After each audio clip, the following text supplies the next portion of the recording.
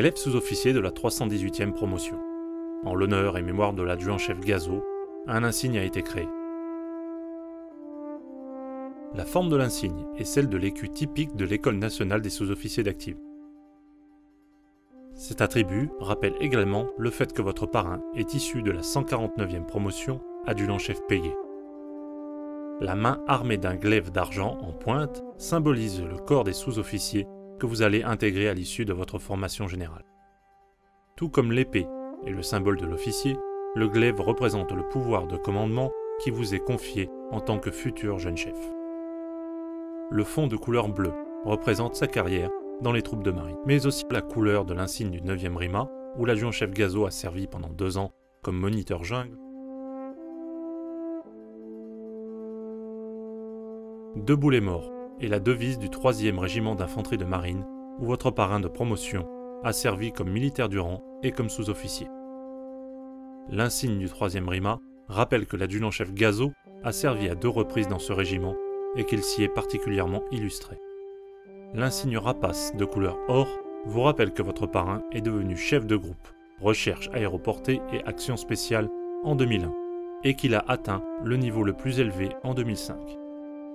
Qui ose gagne est la devise du 1er RPIMA, où l'adjudant-chef Gazo a trouvé la mort alors qu'il combattait en Afghanistan.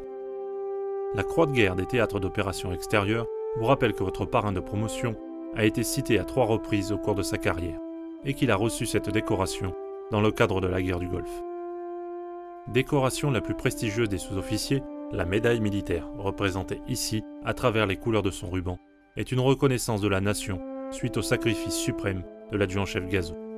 Sur ce ruban apparaît le grade et le nom de votre parrain, écrit en lettres noires, pour rappeler que l'adjudant-chef Joël Gazo est mort pour la France le 20 mai 2006 lors de son 2e séjour en Afghanistan.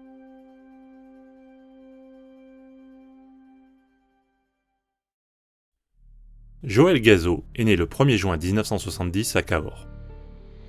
Adolescent à la personnalité à la fois marquante et modeste, il grandit dans la petite ville de Pradine, entouré de ses 2 sœurs, de l'affection de sa mère et de la bienveillance d'un père militaire. Après avoir effectué son service militaire dans la marine, Joël s'engage en 1990 au titre du 3e régiment d'infanterie de marine. Affecté à la 4e compagnie, il est nommé très rapidement à la distinction de première classe. Le 2 août de la même année, l'Irak envahit le Koweït. La guerre du Golfe est déclenchée. De décembre 1990 à avril 1991, Joël est engagé en tant que tireur 12-7 au sein de la division d'Agay. Pour s'être particulièrement distingué lors de la fouille des maisons de la ville de Al-Salman, le 1er classe Gazo est cité à l'ordre du régiment avec attribution de la croix de guerre des théâtres d'opérations extérieures.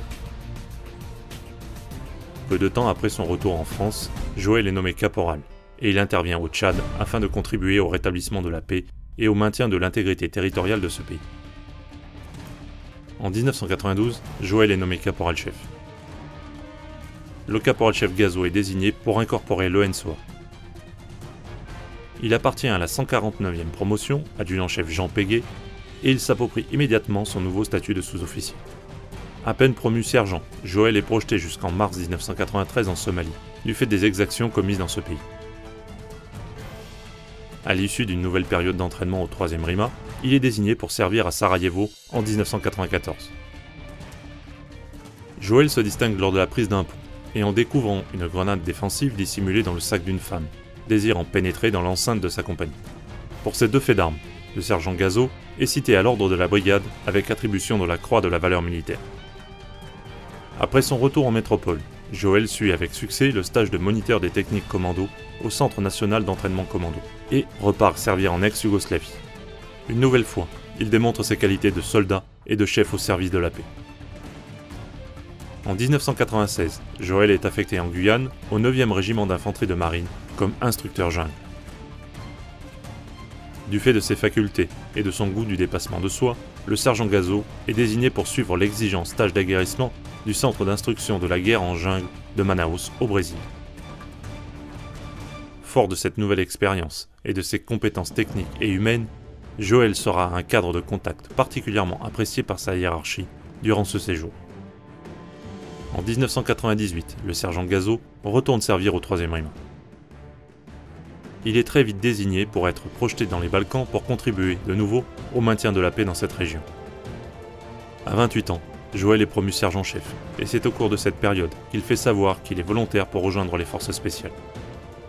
Dans le cadre des accords de défense, le sergent-chef Gazo est projeté en République de Côte d'Ivoire de février à juin 2000. Au cours de la même année, Joël effectue les exigeants tests de sélection du 1er régiment parachutiste d'infanterie de marine. Malgré une énorme entorse et les avis du médecin et des moniteurs, il continue, et par sa force de caractère, il réussit.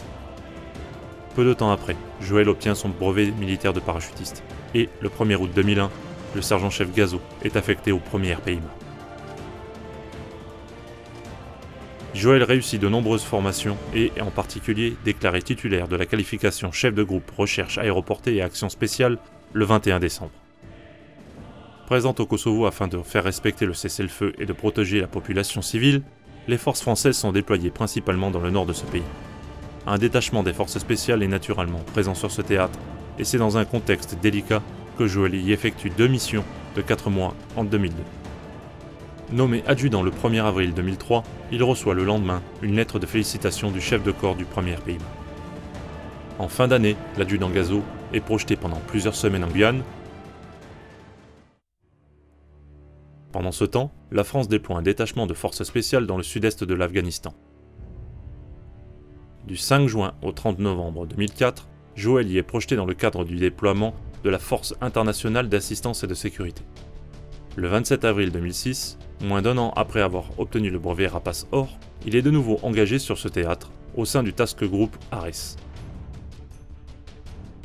Joël a pour mission de contribuer, au sein d'une équipe de formation intégrée des forces spéciales, à l'encadrement d'un bataillon de l'armée nationale afghane, dans la province du Helmand, en pleine zone taliban. Le 19 mai, cette équipe est engagée dans une mission au lisière sud du village de Kajaki Sulfa pour aider au désengagement d'un détachement mixte armée afghane-armée américaine fixé par les talibans. Les Afghans déplorent 2 morts et les Américains 3 blessés. Le 20, à la lueur du jour, un convoi constitué du bataillon afghan, des véhicules américains et de ceux de l'équipe de forces spéciales quitte Kajaki pour rejoindre la base opérationnelle Robinson à une 50aine de kilomètres dans la vallée. Très rapidement, le convoi tombe dans une embuscade montée par une centaine de talibans. Joël et le caporal-chef David Poulain, appartenant également au 1er RPIMA, sont mortellement touchés par des balles des insurgés dans l'accomplissement de leur devoir.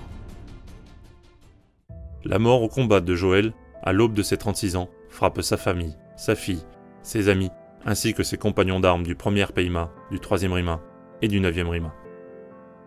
Pour son sacrifice et son courage au service de la France dans la lutte contre le terrorisme, l'adjudant Gazo est cité à l'ordre de l'armée par le ministre de la Défense lors d'une cérémonie à Bayonne.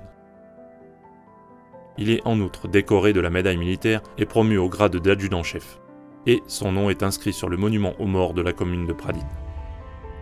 Enfin, afin d'honorer la mémoire de Germain, saluer le courage et l'abnégation d'un camarade exceptionnel, le 1er RPIMA inscrit son nom sur le mémorial du régiment et inaugure un bâtiment à son nom. Élève sous-officier de la 318e promotion de l'ONSOA, l'adjudant-chef Gazo est mort pour la France après avoir servi et bien souvent défendu ses valeurs à travers 10 théâtres différents, et cela pendant plus de 17 ans. Médaillé militaire, 3 fois cité, et soldat qui excellait dans l'action, Joël était aussi un sous-officier particulièrement exemplaire, et un chef qui possédait toutes les qualités de meneur d'hommes. Futur sergent et maréchal de logis de la promotion adjudant-chef Joël Gazo, appropriez-vous les très belles qualités humaines et professionnelles de ce héros, et soyez fiers et dignes de sa mémoire.